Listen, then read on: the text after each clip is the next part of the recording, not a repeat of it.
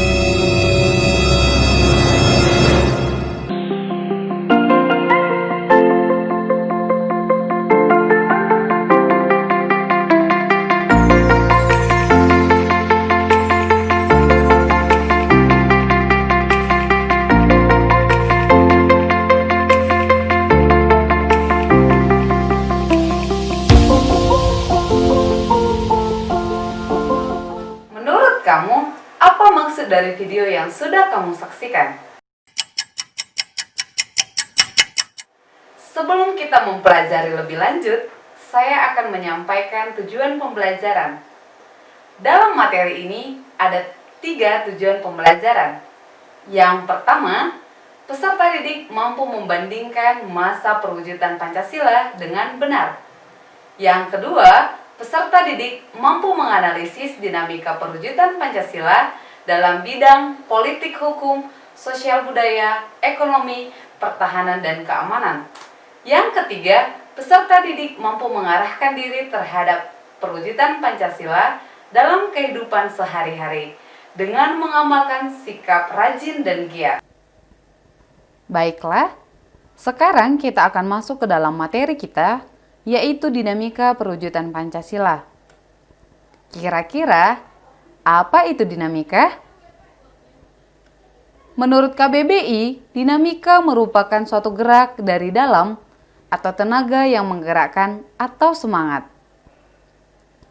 Jadi, apa itu dinamika perwujudan Pancasila? Dinamika perwujudan Pancasila merupakan suatu dorongan atau semangat yang lahir sejak awal kemerdekaan hingga masa reformasi dalam mempertahankan Pancasila sebagai ideologi negara. Nah, sekarang kita masuk ke dalam penerapan Pancasila dari masa ke masa. Ada 4 masa yang pernah terjadi. Yang pertama, masa awal kemerdekaan, terjadi pada tahun 1945 sampai 1959. Yang kedua, masa Orde Lama, terjadi pada tahun 1959 sampai 1966.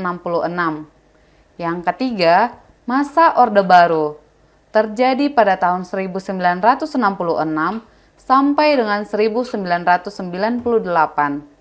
Yang keempat, masa Reformasi, terjadi pada tahun 1998 sampai sekarang. Kita akan mempelajari satu persatu yang dimulai dari masa awal kemerdekaan, yaitu tahun 1945 sampai 1959. Pada masa ini banyak terjadi upaya-upaya untuk menggantikan Pancasila sebagai dasar negara dan banyak penyimpangan yang terjadi terhadap nilai-nilai Pancasila. Berikut upaya-upaya tersebut. Yang pertama, pemberontakan Partai Komunis Indonesia atau PKI di Madiun pada tanggal 18 September 1948. Yang kedua, pemberontakan Darul Islam atau Tentara Islam Indonesia dipimpin oleh Sekar Maji Marijan Kartosuwiryo. Selanjutnya bisa dilihat di slide.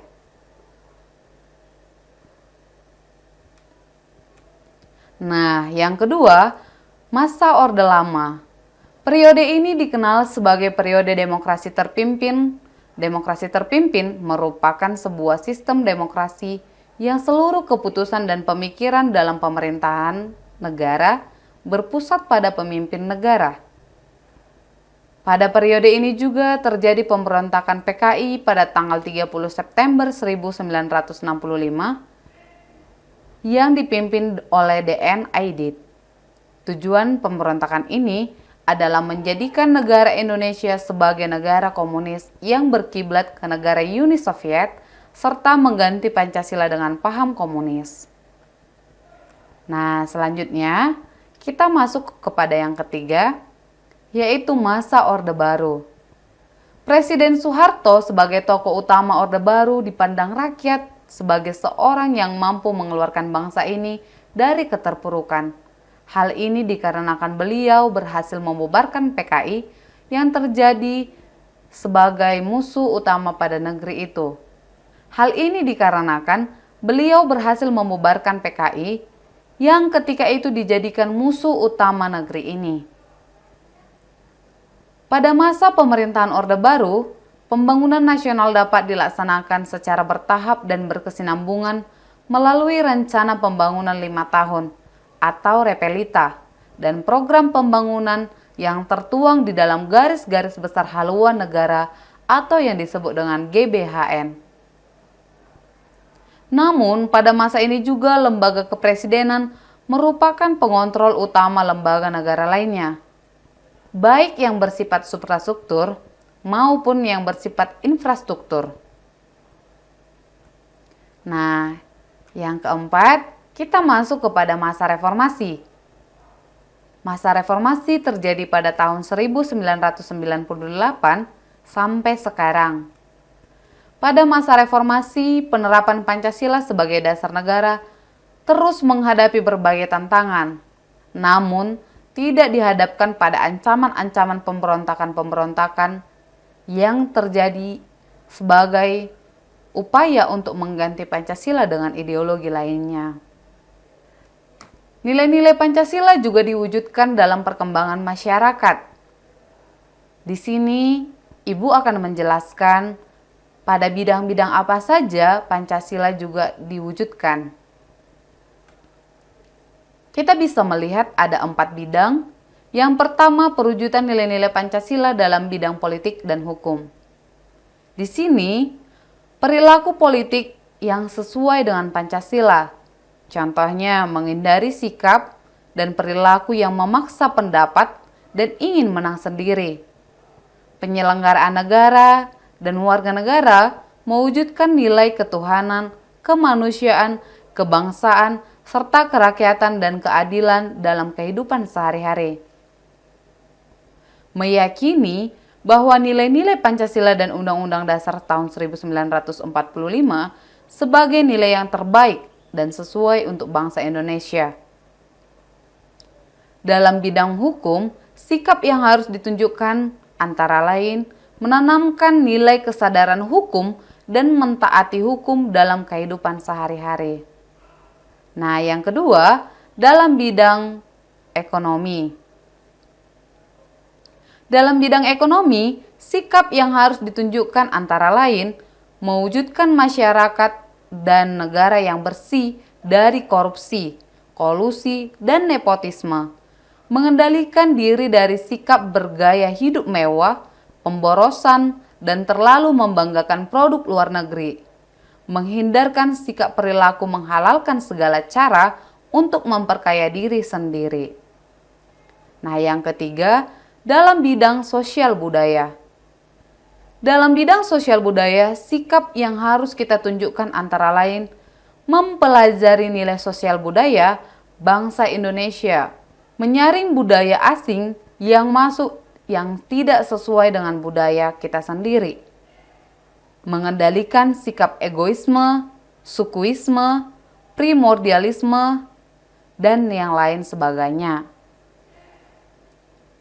Yang terakhir, perwujudan nilai-nilai Pancasila dalam bidang pertahanan dan keamanan. Dalam bidang pertahanan dan keamanan, sikap yang harus ditunjukkan antara lain mewujudkan kedaulatan dalam kehidupan berbangsa dan bernegara, mengendalikan diri dari pencemaran nama baik pemerintah dan negara ikut berpartisipasi dalam mewujudkan keamanan lingkungan, siap membela negara jika dibutuhkan, tidak memperalat aparatur negara untuk kepentingan pribadi dan golongan. Nah, sekianlah materi kita untuk kali ini. Terima kasih. Demikian materi kita kali ini. Saya berharap lewat materi dinamika perwujudan Pancasila, kita semakin mempertahankan dan menerapkan Pancasila dalam kehidupan kita sehari-hari. Sekian dan terima kasih. Dah.